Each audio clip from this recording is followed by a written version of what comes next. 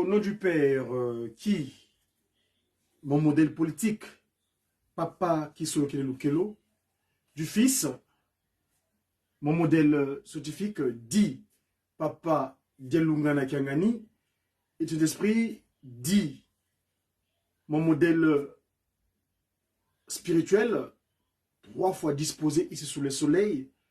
Dans un premier temps, nous avons physique, Papa Kimbangu Ier. 22 mars, Papa Diengenda Kuntima, donc le second visage de Kimbangu. Et tel qu'il est revenu en Kamba, le chef spirituel et représentant légal de cette nouvelle manière de vécu des humains sur terre, le kimbanguisme, sa divinité, il a fait ça en ce moment. Mon modèle, donc, lui, c'est mon modèle spirituel.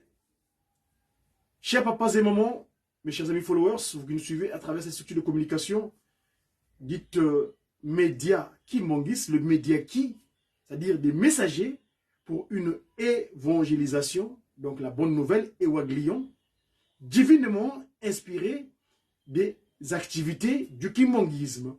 Donc, tout ce qui fait état du kimbanguisme, eh ben, nous en portons l'écho ici, dans le cadre de cette communication. Je suis Tatan Komaze Diamandombe, Wenda Kubatele Dia Congo.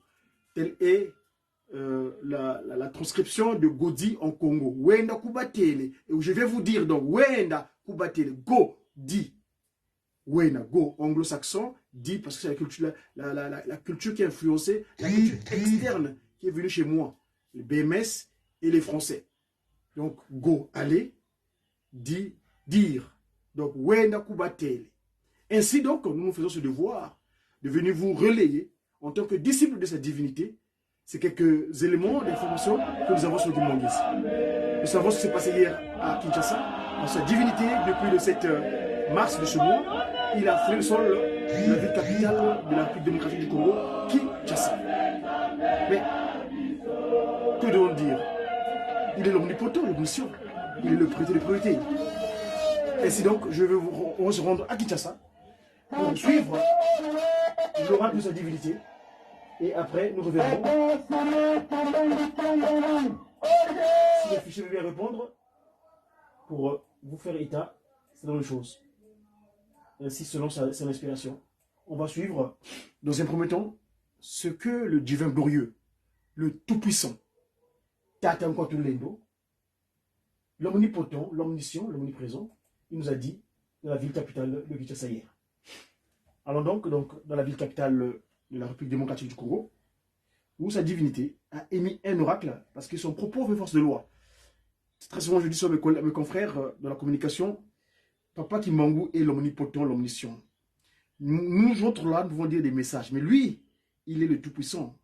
Son propos fait force de loi. Donc c'est un oracle, parce qu'il est là, sa divinité, il est divin. Un divin, donc quand il parle, son propos fait force de loi. C'est-à-dire que c'est un oracle.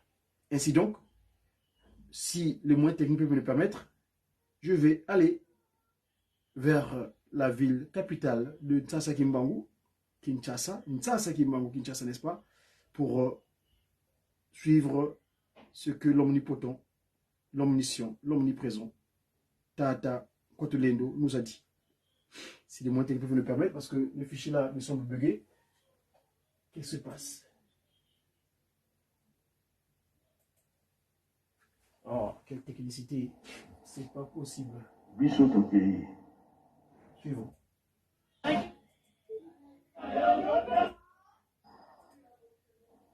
C'est vrai que le moyen technique avait foussé hier un petit peu. Le collègue, le confrère de la réalité.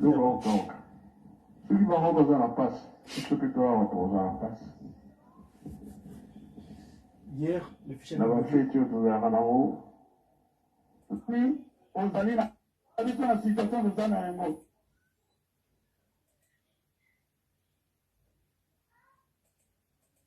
hier, le fichier a bugué. Que cette divinité nous fasse grâce. Qu'ils nous ont les moyens matériels adéquats pour pouvoir rendre ce travail convenablement. Excusez-moi mes amis, ça c'est une panne technique. Pardon, suivons. Isaïe chasse azali kosala mpona kolesa tata na ye. Jacob azalaki na ferme kolesa bantaba bangombe bameme. Sikoyo Isaïe alobi nga miso eza ya kokufa yo yaya yaka natikelo mapambo nazobi boye kende kolukela nga nyama ya suka nalia natikelo mapambo mpona mama na bango azalaki wana mama Rebeka ayokaki makambo wana ye alingaki mingi Jacob ayebisi mwana na ye Jacob luka meme tontaba nalambo mpo tata na yo alia alingi atika mapamboli azokende na ye ye mpe miso ya kokufa ye tata mama alambi supu apesi na Jacob kende opesa tata alia.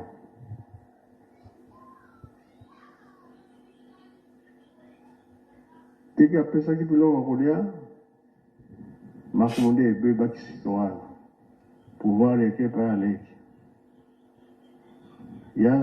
ntango ayaki asali supu na ye ake opesa na tata ye alobi leki na yo azwi mapamboli akei yaya alobi me likambo mosusu ezali te mpona ngai likambo te ye alobi mabele oyo nyonso eza ya yo biloko atalo eza kuna biso toyebi ke tolobaka Yerusalemi etondi na le na nini na miel elakisi ke ya likolo eza ya biso ya se mpe ya nani toyoki ke pasi eza na este. Oui, pasi wana biso nyonso toyokana pamba te tata nzambe asi akabola bato na bato za mosala ya bango basalaka kuna na Goma mateso eutaka kuna bongo mpe bango te mbisi ya mai nyama zamba biloko ya kokauka soki bango baza na mpasi biso mpe toawa tokoza na mpasi na bafeti oyo tozalaka nango tozalaka na mposa madesu bato nyonso balia kuna tokomi na problème banzela ekarami tokovivre ndenge nini biso tosengi kaka mabondeli makambo wana esila biesila te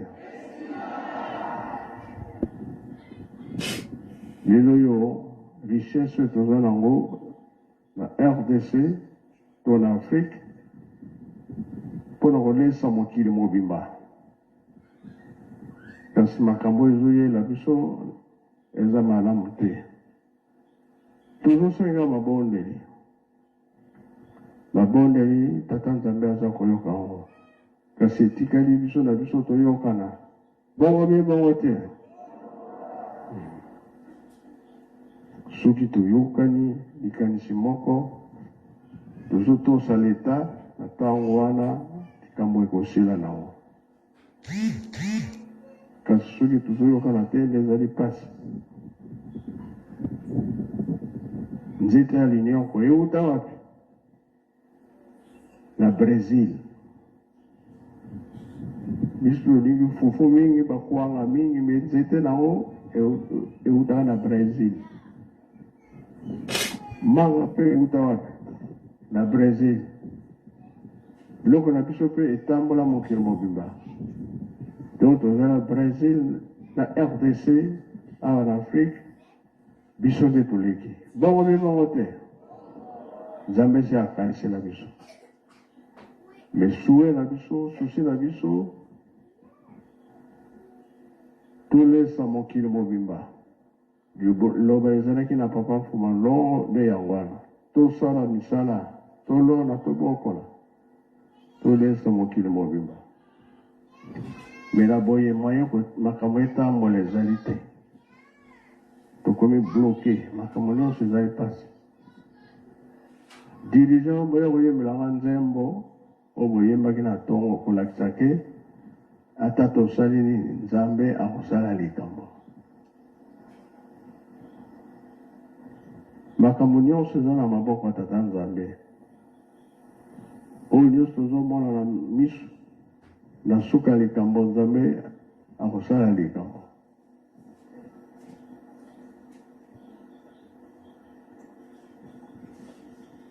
tosala mbango toza na ntinzani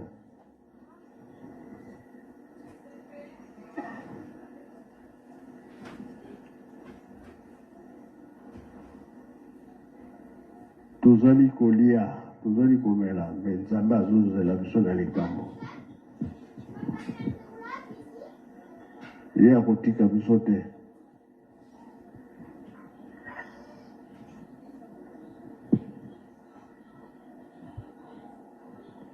oyo ezali message nzembo ezali kobondela mbala mibale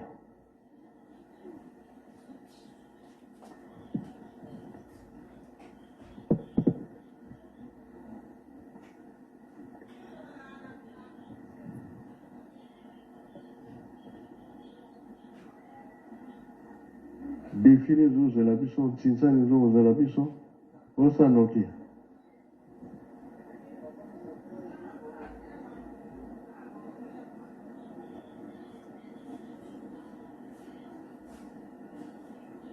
lia na yo mela na yo kasi oyo atata nzambe toyebi yango te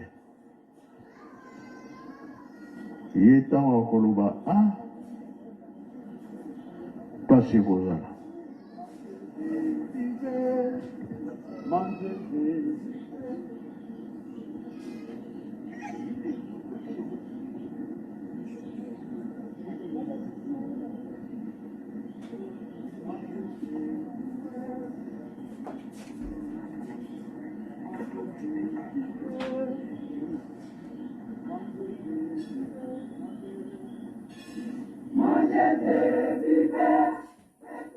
Vous voulez, mais n'oubliez pas, j'étais ma promesse, je verrai vous, je n'aurai pas pitié, je vais réagir jusqu'au bout de ma colère.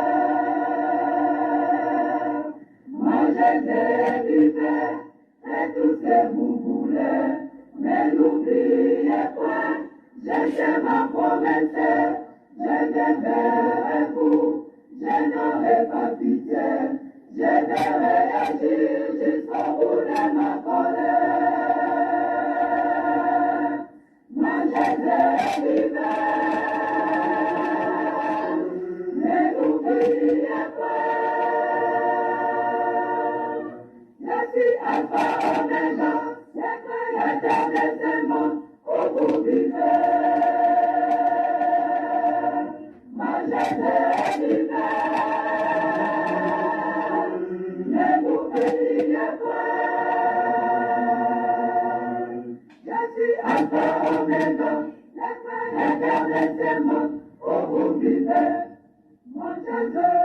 Alléluia, Alléluia, Alléluia, Alléluia, Alléluia, Alléluia, je vais réagir jusqu'au bout de ma colère.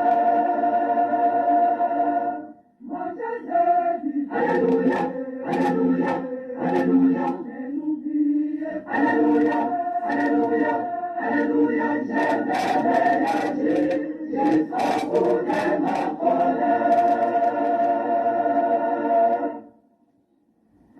Merci dirigeant, donc le Rwanda, toujours le landais air. Likamuba papa balobaki na biso boye. Biso tokei. Botika la kotonga Yerusalem. Et loko tozowelela toujours la place na biso ya liboso. Pour te dire que Adam et Ève babebisaki biso tosala makasi toujours la place ya liboso. Tiki tolobi Nzambe asali mokili. De lundi vendredi biloko nyonso na maloba. Kasi samedi nde asalaki moto. Adam et Ève. Adam et Ève après. Biloko nyonso mokonzi nango yo moto. Alobi na Adam pesa kombo ya banyama. Pesa kombo ya bambisi. Pesa kombo ya banzete. Yo moto osalaki yango yo moto.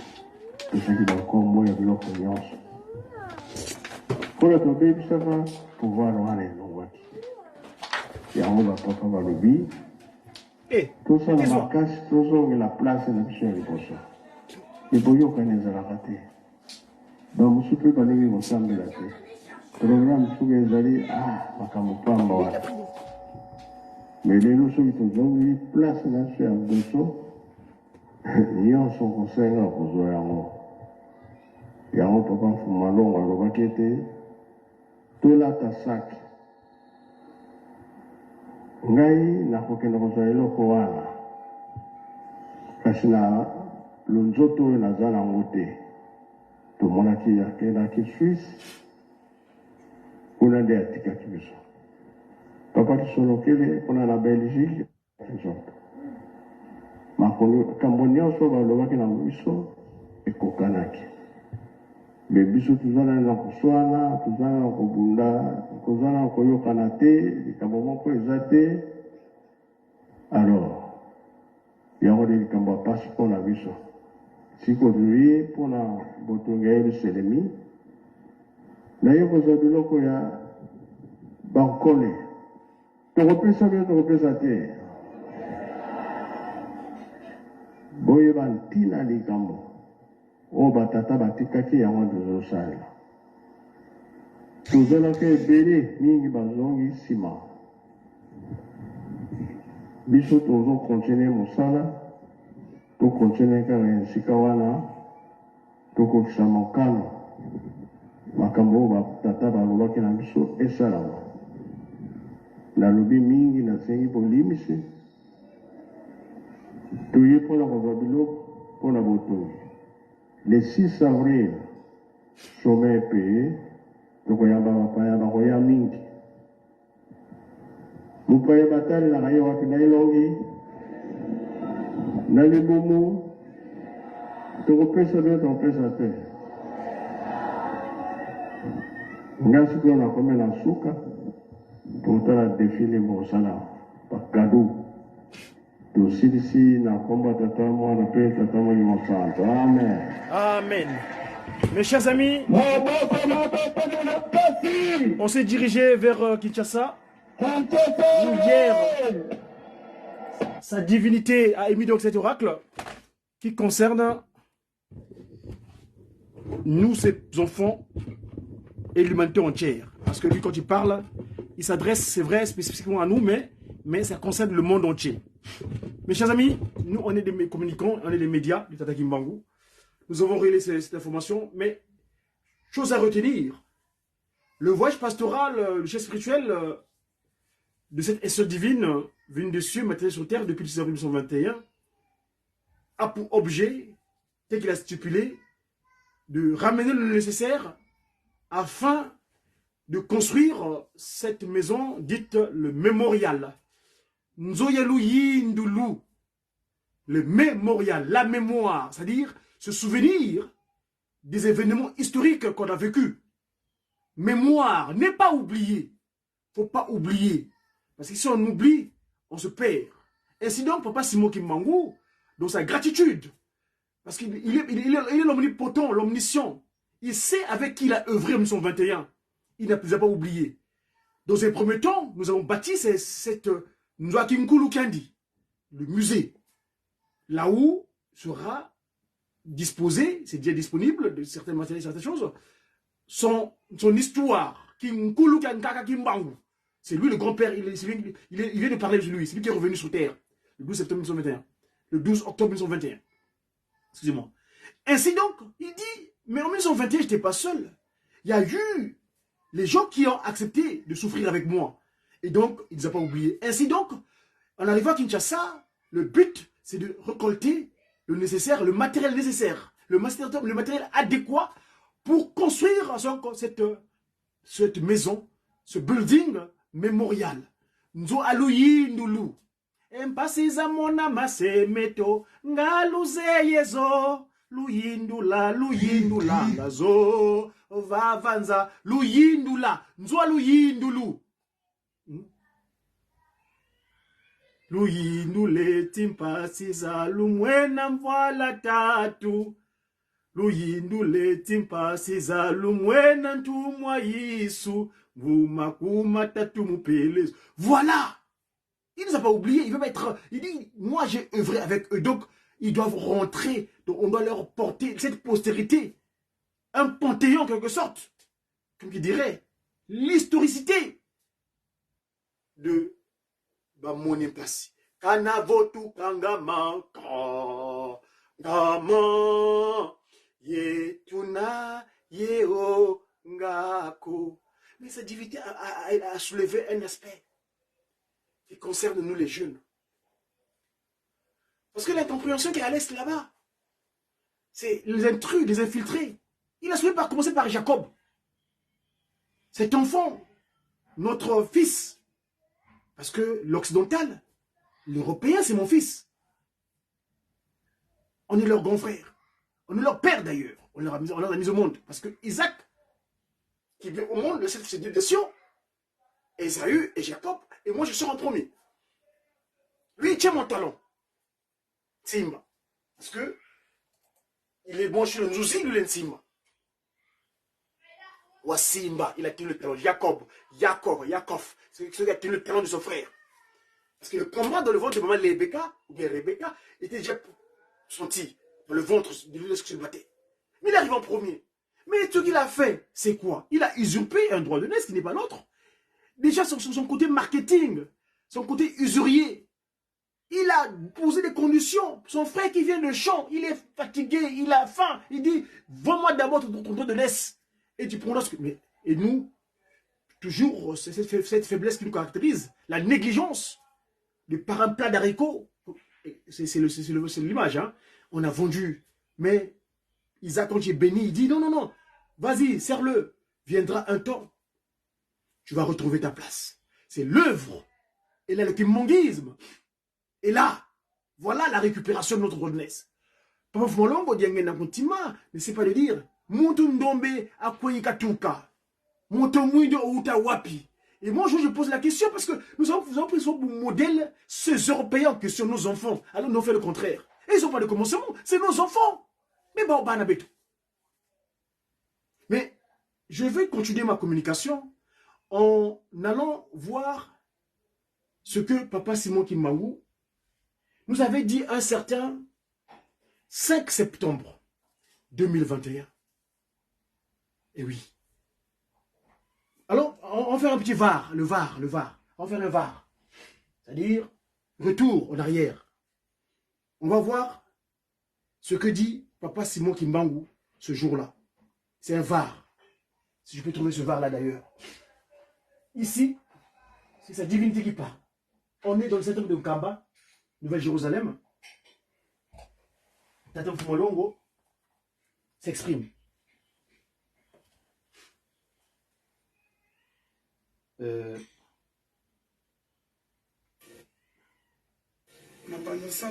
Donc, avant d'arriver là, ça c'est mon confrère. On va revenir. Avant d'arriver là, allons voir d'abord ce que dit Franck Fumolongo. Un instant, le temps de caler mon fichier. Excusez-moi. Où est-ce que je vais jouer ça? Est-ce que ça sera là ou là-bas? Allons voir sa divinité. Hop. Si le fichier ne bug pas, cette machine-là, ça me pose problème. Alors, s'il vous plaît. Le temps.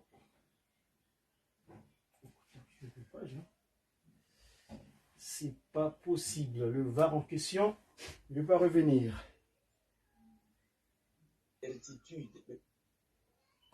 Ici. Donc, on est le 5 septembre 2021. Message de sa divinité. Tata Kimbangu. Kimbangu Ankamba. On est le 5 septembre 2021. Si je peux trouver ça, je crois que c'est la raté. Mes confrères de la raté qui.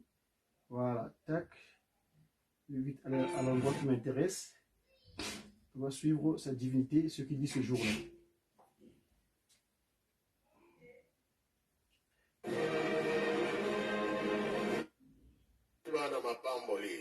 Suivons. Papa Dangenda, c'est moi qui me rends votre gagné. Ce jour-là. On va voir. On va écouter sa divinité. Oh, c'est quoi ce fichier-là? Excusez-moi, je me suis trompé.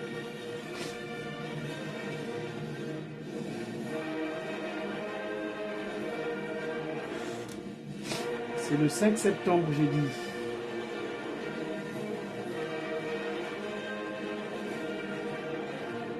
« 5 septembre, voilà, il a 5 septembre, l'oracle de sa divinité. Voilà, suivant. Parce que tout est lié, hein? Son propos est éternel. Suivant.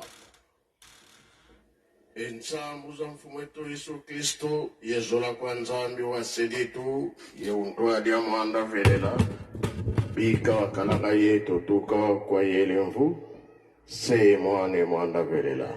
Amen. Na kombo ya tata mwana pe tata molimo santo tolandaki mateyi na biso mama pasteur mutatei biso abandelaki na banzembo ba Yuda ake na mibeko mikanda na ye ya suka toyoki tobomba tosalela mpona mokolo wana tobika ya solo. Tata Nzambe alingi biso mingi, ntango nyonso atikaka biso te. Yango wana fo tozalaka makasi na mabondeli. Ye moko moto alobaka yango ke akoningisa mokili te na nini, na oyo asalaka ye na solo na oyo wana asalaka na solo te ntango ekoki. Tozali bien préparé na batata na biso ntango bazalaki bomoi. Papa Kisolokele, papa de Lungana, papa de Ngenda Kotima batikaki biso te. Mpona nini bango bayebaki oyo ezali koya na liboso ke kozala pasi mingi na bomwana na biso na kokola na biso bazalaki kobombela biso te. Surtout papa Mfuma Mbanza wana biso tobotami na mboka tokoli na mboka aza koloba na biso na masese mvengele utakuiza munza.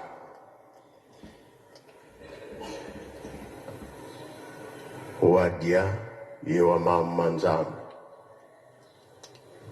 mvengele ilingoloba ke crise za koyala mokili eza makasi na kolia na makambo ya Tata Nzambe. Bazali kobombela biso makambo wana te. Biso toza kotuna yango mpe kozala ndenge nini. Biloko ebele oyo tolonaka banyama zamba bazali bambisi ya mai ezali biloko ebele crise yango ekozala ndenge mpe meme ya mabondeli. C'est vrai, soki tolobi ya mabondeli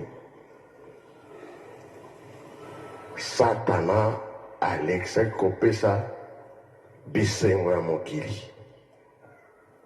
ntango te kobondela ezali te, ntango te koluka nzambe ezali te, makambo na ye kaka. Na kolia tozosentir yango, eza na bato bazolala nzala, eza na bato bakondi biloko ezali wapi, kozela yango wapi, okolukani ya mazamba ezali te, mbisi ya mai ezali te, mitambo tokotia ezozwaka eloko moko te, tosentir oyo nyonso nkolo Yesu alobaki tomoni yango. Mpe alobi mokili ekoningana bitumba ekozala, kowelana ekozala, bato bakobela, bato bakokufa, mokili ekoningana, mai makotonda. Bayekoli batuni bien na ntango na biso ye moko nkolo Yesu alobi te, 4e génération. Lelo 4e génération yango oyo tosala nini tobondela, tosala misala oyo bazotinda biso, ye moko nzambe akosilisa mpe alobi bien na ndambo ya likolo ekoningana. Tokomi na esika wana te, tozala na nzela biso na biso ngo tokoyokana ezali te. Tozosenga mingi surtout na bana oyo tozali kobota bazala na mike, tolakisa bango nzela ya tata nsima to ya lingomba ya kosambela. Mpona nini nkolo Yesu, mpona nini azalaki kolinga mingi bana mike? Ntina ezalaki mwana moke azali kokola me masumu ezali te. Mwana moke nkolo Yesu alingaki bango. Mokolo si tosali bambeba mingi banda bomwana na yo na ntango yo okoli, tosali oyo tosali oyo nzambe asepelaka nango te. Ntina nde yango wana tobanda kobatela bana wana bayeba likambo ya tata nzambe, ata mpona bango tobika.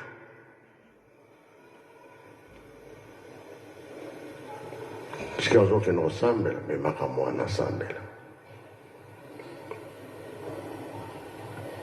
Nkolo Yesu abotami, Simeon alobi mpe nakomona mwana wana nde nakokufa, malgré ke mokolo na ye nkolo Yesu bamemi ndako ya Nzambe, babimisi na ndako ya Nzambe. Me ye moko Nzambe sikoyo babatize ye epai nani na Yohane Jean-Baptiste, ye moko akei ntango wana ezalaki na mai. Jean-Baptiste alobi ngai te nakoki kobatize ye, omwe yo osala likambo epai na ngai. Ye réponse na ye mokuse, kokisa mokano, kokisa mokano. Oyo nyonso tosalaka na mangomba to na lingomba, nkolo Yesu mpe alekela banzela wana. Age 12 ans bake kokuta ye wapi? Na ndako ya Nzambe. Ye nkutu azoteya bamikolo likambo ya tata Nzambe yango ekomisa bato monene. Nzela likolo ekozala kofungwama mpona yo tosalelaki nzambe na mokili ntango toza bomoi tozokola bambula na biso mpe ezodimine ntango ozokola so ozokola na likambo te ebi nzambe te ezalaka pasi nani akoyamba yo oboyi nkolo yesu boyi tata simoki mbango nani akoyamba yo pasi nkolo yesu amonaki pasi wana kanisa nani yo moko nkolo yesu asalaki nini eloko moko te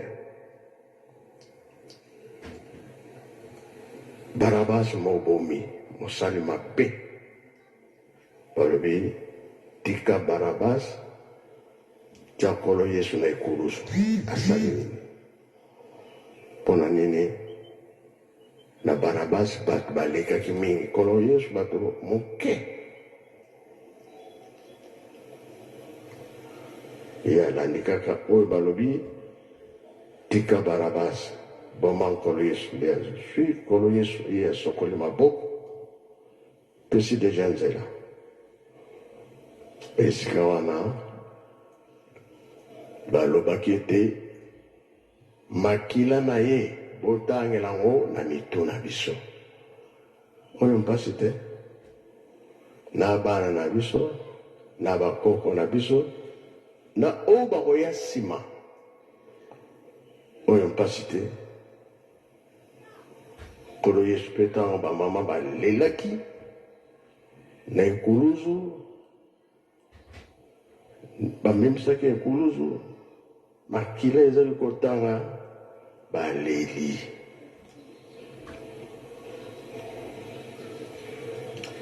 bolela ngai te bomilela bino moko ngai nzete ya mobesu basalinga boye ebongo bino banzete ya kokauka ekozala ndenge nini moni mokili eningani biso banzete ya kokauka tozokolela mpasi bato tozobomana tozosala boye nkolo yesu si amonaki nyonso ye nzete ya mobesu basali ye bongo ebiso nzete ya kokauka ekozala ndenge nini sikoyo mokili mobimba tokomi na mpasi mabondeli mibeko ntina ezali ya mibeko kasi bato baza koloba mingi mibeko eleki mingi bozolongola bato bozosala boye papa kisolokele auti bomwa aye na matadi sika liwa ezalaki akuti bato bazolela mpona nini tokufeli boye ngai eya ngai nakokufa le 17 mars me ane alobaki te toye komona ngona nonande akufi mpe le 17 mars wana azali nzambe ayebaki programe ndenge kozala ngomba ya tata mormon atiki biso bana bazwi esika balongeli mibeko nyonso pasi papa mfuma longo papa liangena aza kokenda braza kuna azalaki na kati ya masuwa na bamindele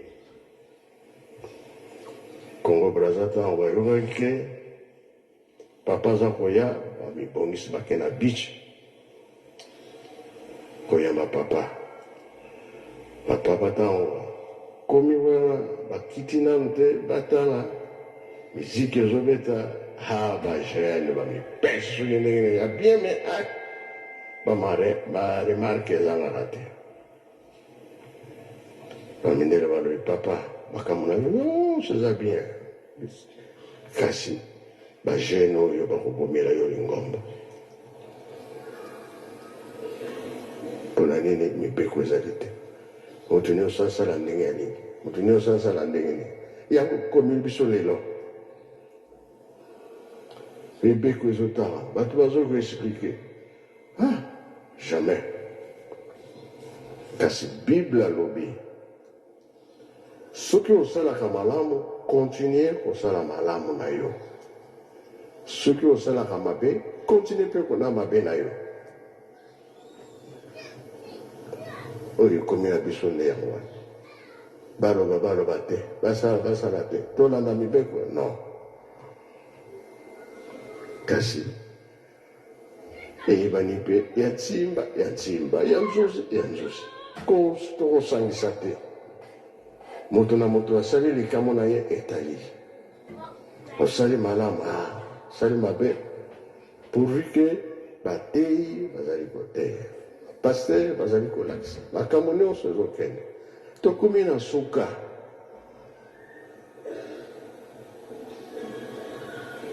mpona nini tokomi na suka nzambe aningisi mokili alingi akata likambo na ye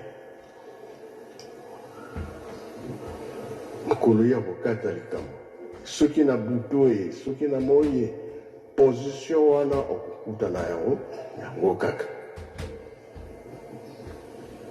mpe nzambe akotala elongi te akotala nde motema tala mpe bilamba te akotala nde motema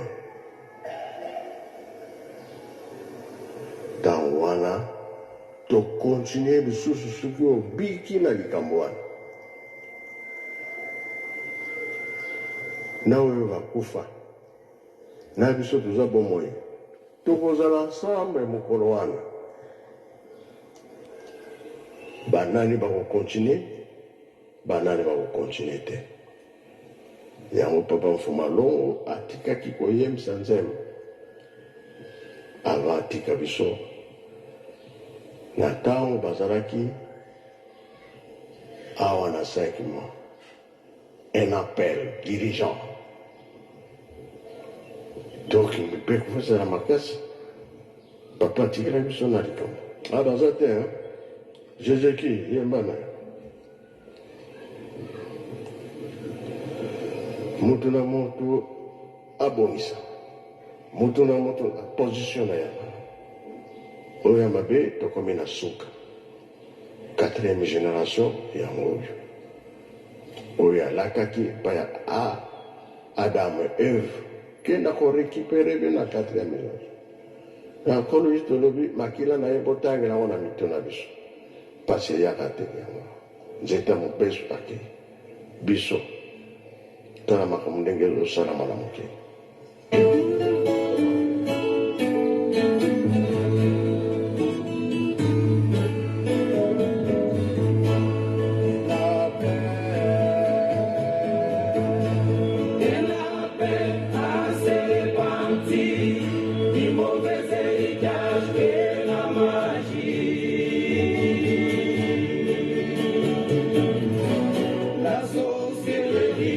La maçonnerie et tout ça.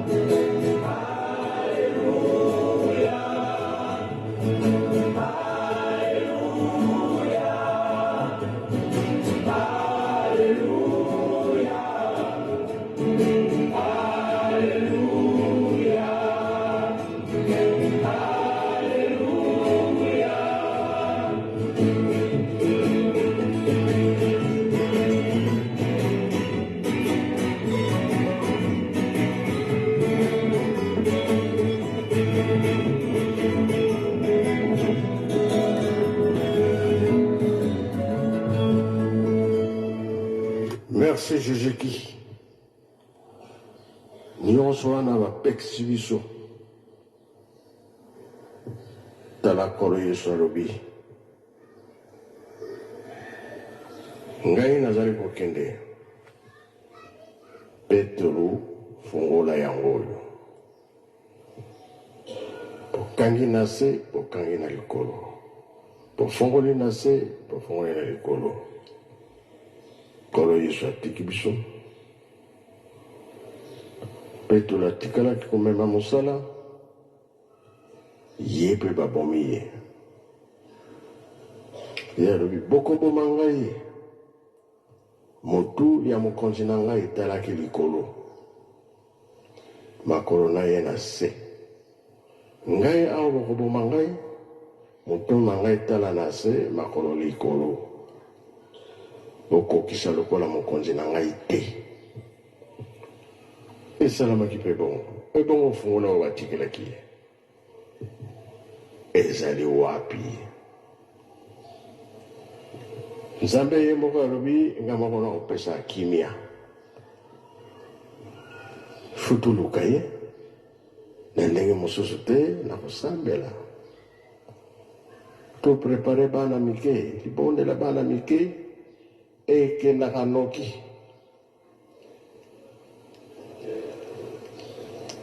Baveve. Mabonde na bango ekendaka noki. Pondenge batikala. Za susu na moto te akozala na ye.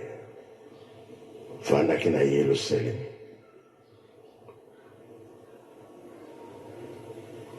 Kasi na biso ezalaka kanda na koswana. Maloba mabe. Molimo wa Nzambe ekolata biso ndenge nini. O moke Nzambe apesi biso tosalela yango na komba tata mwana pe tata molimo santo.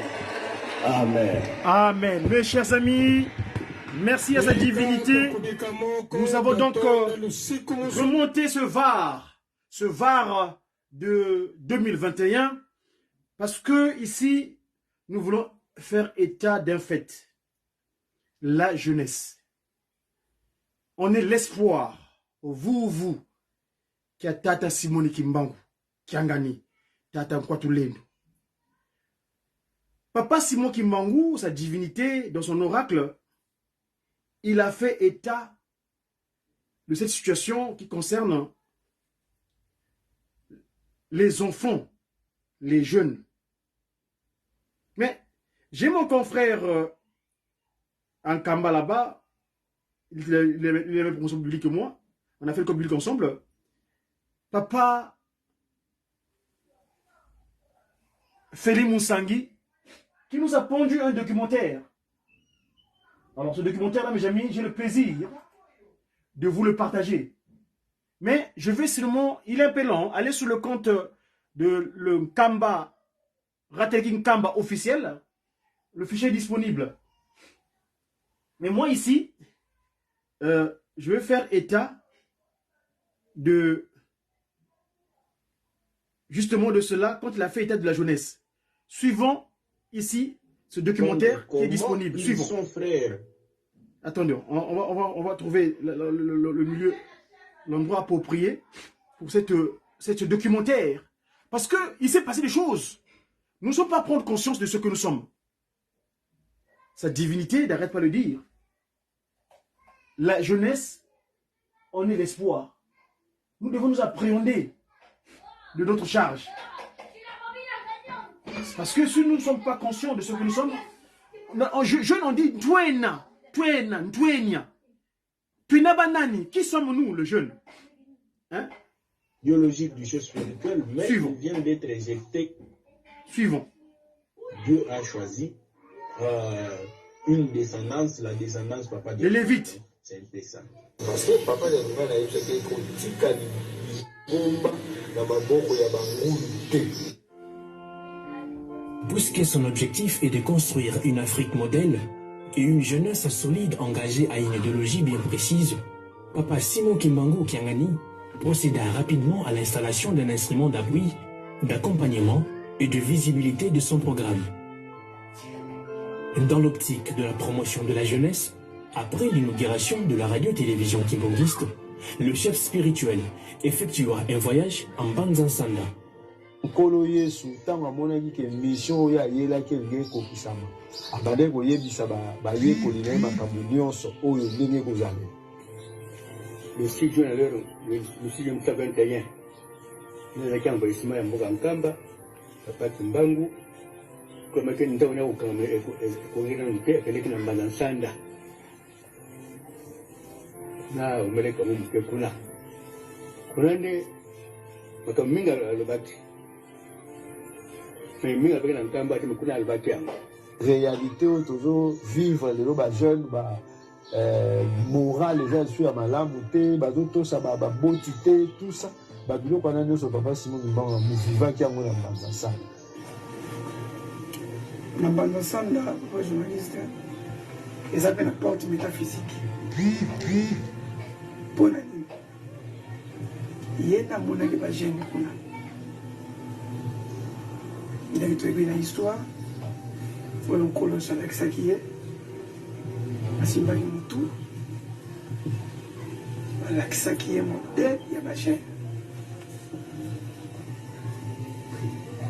ndenge bagene bakozalela ndenge bagene bakotambolela na bagene oyo ya kalakala c'est-à-dire ndenge bakusha bagene nyonso amokusa yango parce que kuna nde ya koteki na badimension mosusu na porte métaphysique akoti adécouvrir kusha bagene wana nyonso tokolandaka yango na maloba na ye moko papa likambo ya liboso papa alobi na bikeke nyonso na ekeke ya liboso bato balongai tolongai te ya mibale tolongai te ya misato tolongi te oyo ya mine génération ya suka 5e exact. Mais na ba génération wana nyonso bato bazaka à la base ya passion eyaka na mokili nde ba jeune. Et papa abandeli na mokolo ba jeune basengaki bolimbisi. Pourquoi? Parce que na slogan bazoyebisa biso jeunesse eza espoir de l'église. Voilà pourquoi papa ke kobandela na mokolo oyo ba jeune, c'est un message fort pour na éveil la conscience ya ba jeune poto yebaki. Oui, papa Zana pour ça. En 2004, papa Simon Kimbangu Kiangani se rendra dans la province du Bas-Congo, l'actuel Congo central.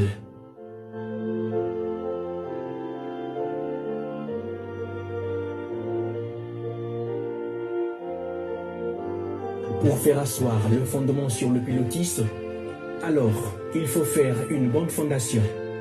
Le rôle la bande qui n'a vu ça. Tout dans l'histoire, bon corps, une coule de 2003, c'est ma fille, ma site historique, ils sont en bas, nous sommes pour la 2003. Si, maintenant, à qui n'a nous tenu 2004, à faire une vie. Ici, quand nous sommes tenus, nous sommes bons, et pas mal, il a qu'à y avoir des personnes qui ont l'indépendance, tout ça, nous sommes tenus. En 2005, en novembre, papa Simon Kimbangu a institué organe Babengi, bureau de la conférence internationale sur papa Simon Kimbangu. En 2006, il organisa une conférence sur papa Simon Kimbangu. 87 en 1988 à Écologie Kambangu qui a un centre de conférence même pour ça nous devons spécifier par écrit et bandir les notiers on connaît ce que c'était le même procédé 1706 les maman qui pas vite la maman comme la 2006 300 ans 3 siècles des conférences seulement dans la chasse, le professeur Bayaka, Dr. Mayele Bayaki, la Mokili Mobimba. Dans la Kimakambo, il y a Dr. Simon Kimbangu, la maman qui part vite. Oyo Asakula qui commence à Simon Kimbangu, maman qui part vite. La première, Banda Liwana, il fallait attendre 300 ans. Donc, en 2006, maman qui m'a besoin pour ça 300 ans conférence, c'est ça. Il n'y a pas de hasard, il n'y a pas de hasard. Témélobi, Simon Kimbangu, l'envoyé spécial de notre civilisation. Papa Simon Kimbangu, Azali au Babengaka, patrimoine Yamokili. Total à Simon Kimbangu, na perspective historique. Boko karo sangisa ete na biloko eza ko bimabima lelo na moka na biso binzaminzani eza ndenge moko te totia ye na esika oyo azalaka biso tolakisa esika yango epuis tolakisa o mosala oyo asalaki tobimisa ye mpenza. En 2009, 50 ans après sa disparition physique, la dépouille mortelle de maman Mouilou Kiawanga Nzitani Marie, épouse de papa Simon Kimbangu, est rapatriée de village Ngombe Kinsuka à la Sainte Montagne, où reposent les saints des saints. En 2011, pour la seconde fois, la grande conférence sur papa Simon Kimbangu aura lieu au centre d'accueil kimbanguiste et de conférences de Kinshasa. Thème: l'homme, son œuvre et sa contribution au processus de libération de l'homme noir. Bolandaki ndenge conférence internationale elekaki bayo nakati na bino bakoye koya na Kinshasa bamonaki exposition bamonaki pe carte oyo monene totiaki eza kolakisa passion ya papa Simon Kimbangu. Carte wana il faut ezala wape na nkamba yango wana toyawa professeur Sabakinu a komema papa a fungola. Tumweni vo carte kyokyo kikefiot. Tutuili mpe banda ambo na carte kyokyo zidati zozane neza église.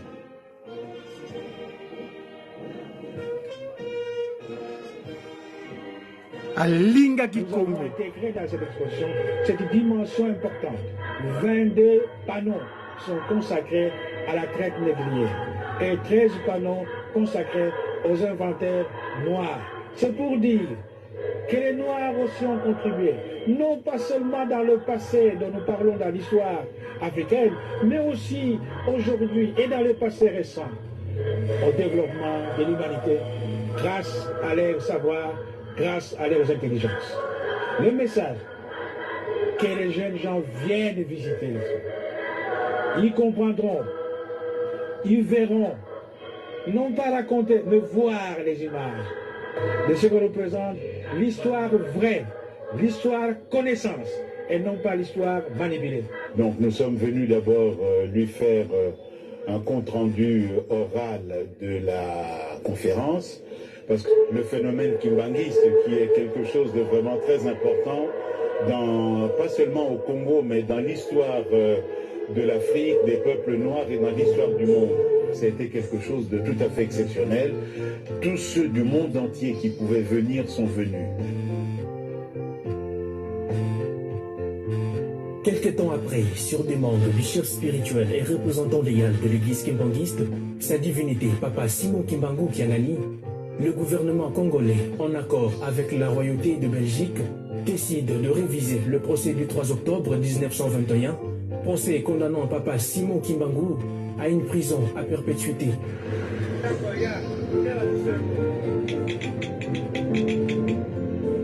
La haute cour militaire rend le verdict.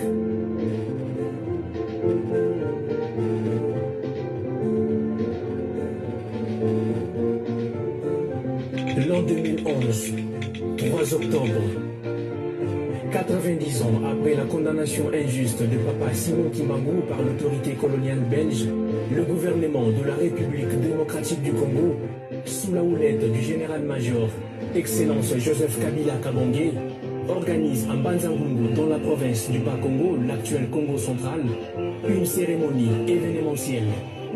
La remise officielle des documents du verdict.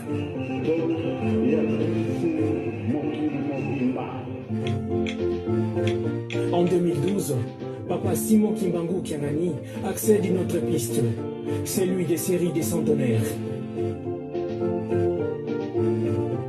65 ans après la période tolérance, le 12 septembre 2023, date marquant la naissance et l'arrestation de Papa Simon Kimbangu, le chef spirituel et représentant légal de l'église kimbanguiste, Papa Simon Kimbangu Kiangani, tourne son regard aux vaillants vainqueurs, autrefois sacrificateurs de leur vie, pour l'accompagnement de l'auteur du kimbanguisme dans son combat.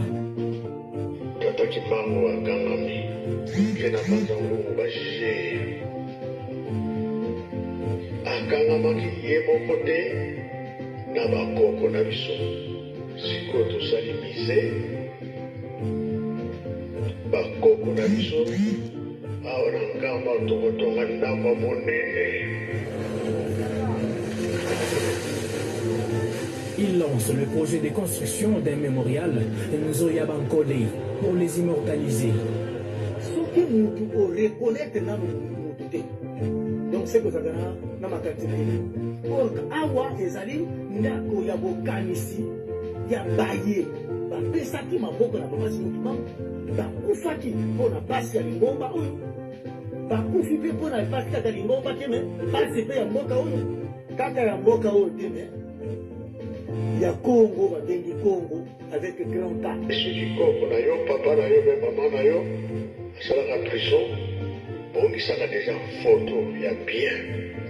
Na kombo na ye makambo nyonso, comme ça yango nde tokotya na ndako tokotonga ya monene.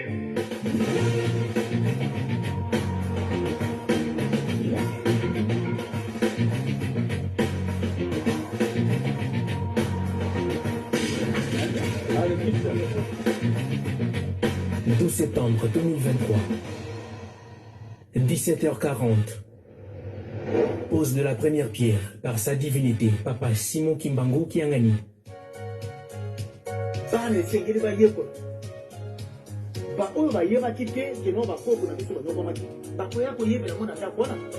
ke wila solo bamoni paso bakoko na solo yango babengi yango mémorial zala Pierre kambo apesu yo no moto mwini oyo kama moto mwini okendanga mosika te esilaka na nzela ya bisiko osala na nzela.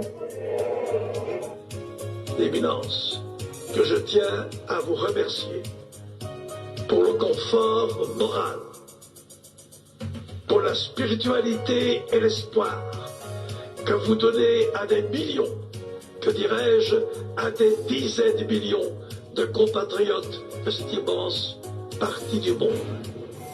Komisa kombo na yo na mukanda ya bomoi obiki.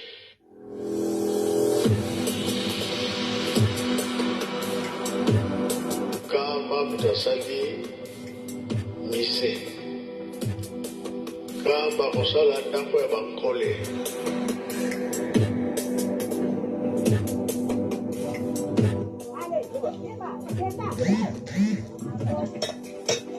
Sala danger, quel coup à la contre le bon. Era kaka mobali mkaza kubeta kuna yawana omone kisali bongo. Mpona koréhabilite bato batobandela koreconnaitre nano bakeno oyo bankole bazalaka metambo bakotuna biso bankole bazalaka nini kolakisa bankole bazalaka ano situ okoyebaka kotala histoire na biso esala de mémoire na biso ya bango nyonso tu ekozala kati ya ndako wana mokonzi apune alobi asali démarrage ya kosala ete tokota kuna na mémorial ezongili misala ya maboko bakoko na biso batongi balabala de isasa na kadi na place na maboko na maboko bongo te nini te elota ndenge komi bonheur ya bato nyonso. La colline sainte de Nkamba Nouvelle-Jérusalem dispose de plusieurs espaces pour ériger des bâtiments de grande taille. La question se pose au sujet du choix de la place prévue pour la construction du mémorial, choix porté par le conseiller direct du chef spirituel, Papa André Mbenza Kiangani. En fait, explication, il y a choix, il y a construction à mémorial Awa. Le 6 juin 1921, pour nous a Papa Simon Kimbangu na maboko ya ba colon belge. Événement où ezalaki envahissement ya cité Saint-Pierre kuna tozali komona na nsima ya temple na porte ya seconde eta po ezalaki esika ange abimaki mpona koya sauver Papa Simon Kimbangu ko arracher na maboko ya bamindele ntango batali ete Papa Simon Kimbangu aza lisusu te bazongisi sukuna esika batie pierre ya construction ya mémorial nde esika kuna bamonaki mvumumvuti na Papa Kisolokele bamindele na kanda bamoni bango babeti masasi ezwaki Papa Kisolokele atala boye amoni mai nde mwa histoire na ntina ya esika oyo choix ya construction ya mémorial. Sika papa tia libanga mwanzo ezalaki wana nde bakitaka na ndimba mankongo wana histoire bamoko bakokanda koyebisa biso yango nde eza komonana papa Simon Kimbangu ndenge nini nazikomika esika ya panzi ndenge wana donc ezali esika oyo ezali très historique yango ekatambule mosantre papa Simon Kimbangu Kiangani.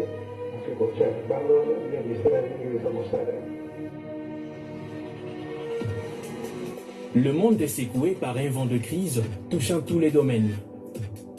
Comment s'en sortir pour la construction de la Nouvelle Jérusalem?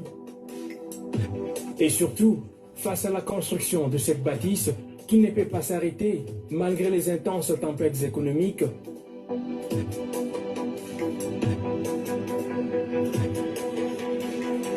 oui, tout a été prédit en Banzan-Sanda le 10 septembre 1921 par Papa Simon Kimbangu. Il prédit que la misère s'installera à travers le monde, mais il faut en tenir ferme.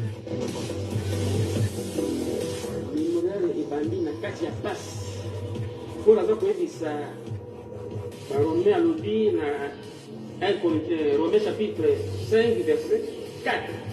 alobi lokola bomesani kosala misala na bino na pasi bozala kaka na molenge na pasi po soki bosalisi molende wana ekokomisa bino bato minene kuna liboso nde bokutana bato bozali bilombe ndenge tozomela lisusu maboko ezali mosala etata nzambe mpona kotala kondima na biso nzambe soki alobi esi programme na nowe esala masuba 20 ans bato mosusu balembaki me nzambe alobaki na nowe moko kolemba te kokata na nzela te mosala na basali te bato balembi batiki nowe na libota na ye alors bato ya mboka bayokaki kutu motema mabe obi nzambe azokosa biso bakomi kosala babesoin na kati ya bwate pendant 20 ans alors nzambe na bonzambe na bino lokola bosali poni abimisi makanisi mosusu malade elubi na mboka mobili mboka na po malade wana lèvre po kobika ifokela na basaliti wana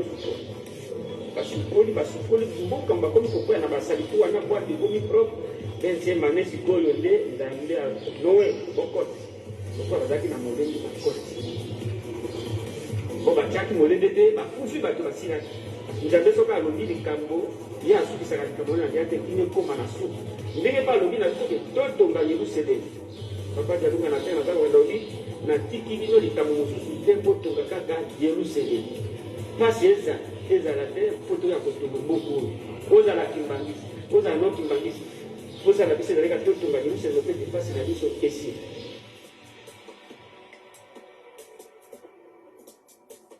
Voilà, chers amis, ce documentaire qui est disponible sur le compte de la Ratelki presque Nkamba, parce que c'est mes confrères des médias qui là-bas, à Kamba là-bas. Donc, c'est un peu long le média qui est spécial ce soir, parce qu'il y a plein de choses à dire. On peut encore continuer sur l'oracle de Papa Diangenda Kuntima. On était en décembre 1997 à Luanda, mais nous y reviendrons. Parce que Papa Diangenda là-bas, il a fait état justement de ce qu'il a voulu l'appeler Bokola, Kunzulu. Voilà, je vous dis au revoir et que Papa Simon Kimbangu nous comme ces bénédictions que nous avons toujours pour lui, car il est le Kwatulendo, Tata Simon Kimbangu Kwatulendo, Tata Simon Kimbangu Kwatulendo. Eh beto bien, eh beto! Tata Simon Kimbangu Gangani, oh yeah! Tata Simon Kimbangu Gangani, oh yeah! Tata Simon Kimbangu Gangani, oh yeah! Tata Simoni Kimbangu Kangani, Mwanda Velela, Wazola, Walembizola.